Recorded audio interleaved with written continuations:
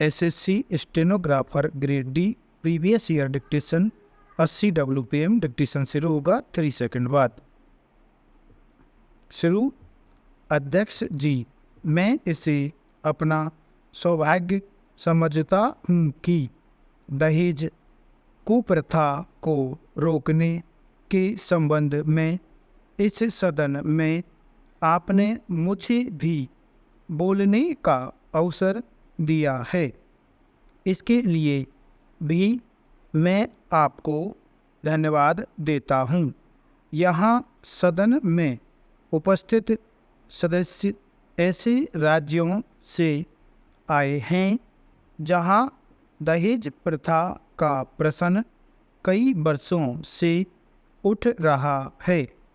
यद्यपि मेरे विचार में दहेज प्रथा पहले से ही बंगाल में थी और जब रेलों का आना जाना शुरू हुआ तो यह प्रथा रेल में चढ़कर बिहार और उत्तर प्रदेश में पहुंच गई।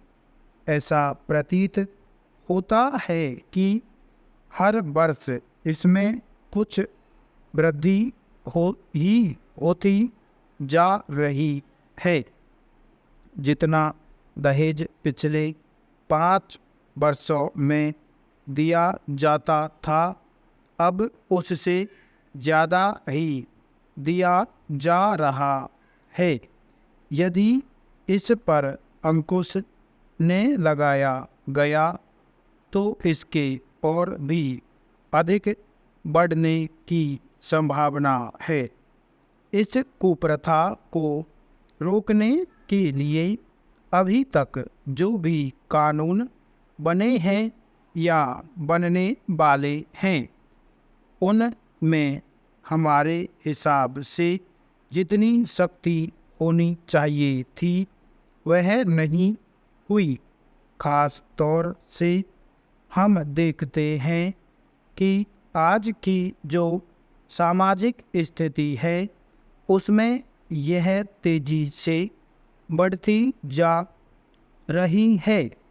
मैं समझता हूँ कि वह समय शीघ्र ही आने वाला है जब यह समाज के लिए एक गंभीर चिंता का विषय बन जाएगा। पैराचेंज। हमारे अनुसार से जो कानून अब तक बनाए गए हैं वे इस समस्या से निपटने में असफल हुए हैं तथा उनके अंतर्गत कोई सुधार की बात नहीं हो सकती है। मैं चाहूँगा कि इस सामाजिक अपराध को रोकने के लिए ऐसा कानून बनाया जाए कि जो दहेज देने वाले उच्च वर्ग के प्रभावशाली लोग हैं, चाहे वे सरकार में हो या बाहर हो, वे लोग इस बुराई को अब और आगे न बढ़ा सकें। दूसरे शब्दों में धनी लोग ही इस प्रथा के जिम्मेदार हैं। इसलिए मैं चाहूँगा कि इस बुरी प्रथा को दूर करने के उपायों पर विचार करने के लिए एक समिति गठित की जाए। यह समिति निर्णय करे कि दोषी लोगों को सजा दी जाए, अन्यथा इस कानून से कोई लाभ होने वाला नहीं है। महोदय, हमारे राज्य की सरकार ने जो कानून बनाया वह सारे प्रदेश की परिस्थिति को देखकर बनाया था। मैं ऐसे अनेक मामलों को जानता हूँ जहाँ दहेज का लेन देन हुआ। मैंने कुछ मामलों की ओर पुलिस का ध्यान आकर्षित किया है, किंतु इस संबंध में अभी कुछ नहीं हुआ है। पैराचेंज महोदय, दूसरी बात मैं डाक विभाग के संबंध में यहाँ पर कुछ कहना चाहता हूँ। अभी मैं देहात गया था। आपको सुनकर आश्चर्य होगा कि देहात में डाकघर में कहीं तो लिफाफा नहीं है और कहीं पर पोस्ट कार्ड नहीं है। हमने कई मील की दूरी पर 3 डाकघरों में पता किया तो मालूम हुआ कि तीनों में कहीं लिफाफा नहीं है तो कहीं पोस्ट कार्ड नहीं है, और आप मांग कर रहे हैं कि हमें इतना पैसा चाहिए, तो इतना पैसा आपको किस आधार पर दिया जाए।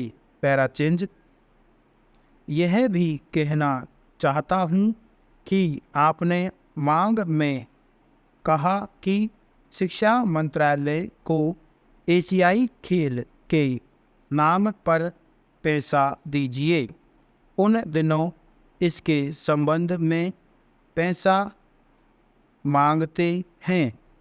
मैंने अपने शिक्षा मंत्रालय के संबंध में एक प्रश्न पूछा था कि जो शिक्षित लोग हैं, आपकी शिक्षा प्रणाली है जिसके कारण से बेरोजगार पैदा होते हैं, बेकार पैदा होते हैं, इस संबंध में शिक्षा में क्या परिवर्तन करने जा रहे हैं।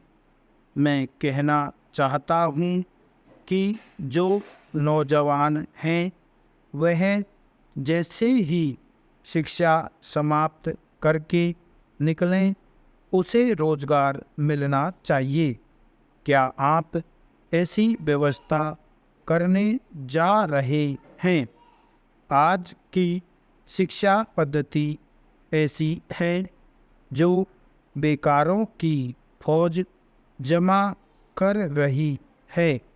इस देश में 2/3 लोग अशिक्षित हैं और 60 लाख लोग शिक्षित बेकार हैं। जहां उनकी फौज इस तरह से खड़ी होती जा रही है, उनके लिए आपके पास पैसा नहीं है कि आप उनको किस तरह से शिक्षा में आमूल परिवर्तन करके शिक्षित करें।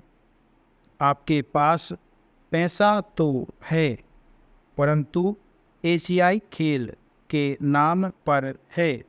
इसलिए हमारे दल और हम लोगों ने इसका कड़ा विरोध किया है और अभी भी मैं विरोध करता हूँ कि आप जितना पैसा मांग रहे हैं, इस पैसे को आप लोगों को शिक्षा देने में खर्च करें।